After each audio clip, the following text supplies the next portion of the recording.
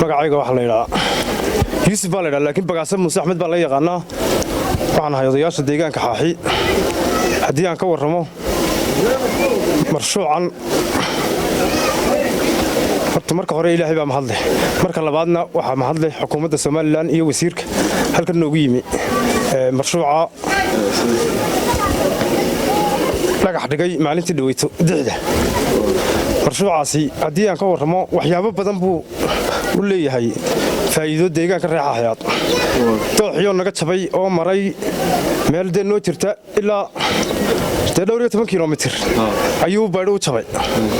kadib waxa noqotay markii marshuuc badan laga xareeyay wasiirku imaka yimi waxa noqotay in dooxadii caadiga ahayd oo garanwaay iyo dooxay balaayo ka wada baxday in loo soo duwo oo dadkii deetana si u manaafacadsado dee halka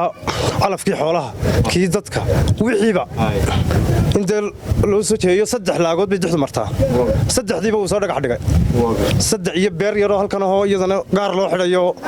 calafkii xoolaha marka intaas marshuuc isugu jira marshuuc ka ballaaran waxaan isleeyahay oo horta intii aan joogay amba deegaamada nagu dhow marshuuc la mid ah oo ka fulay ma jiro marshuucaas waxaan leenahay Xaaxayaadna waxaan balyeynayaan rag iyo dumar diyaar bay u yihiin inay ka faa'iideystaan ay ka qayb qaataan waxaan leenahay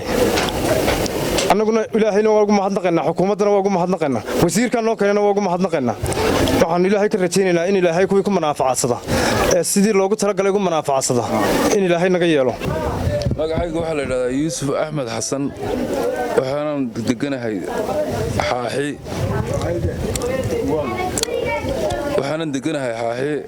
mashruucan aad iyo aad baan u soo dhaweynaynaa waxaanu filaynaa inay wax badan nooga qabsoomi doonaan rajo wacanna waanu ka dabacsanahay wasiirka xanaanada xoolaha iyo kalluumaysiga aad iyo aad baan ugu mahadnaqaynaa waxaanu ka rajaynaynaa in mashruucan mashruuc midho dhalan noo noqdo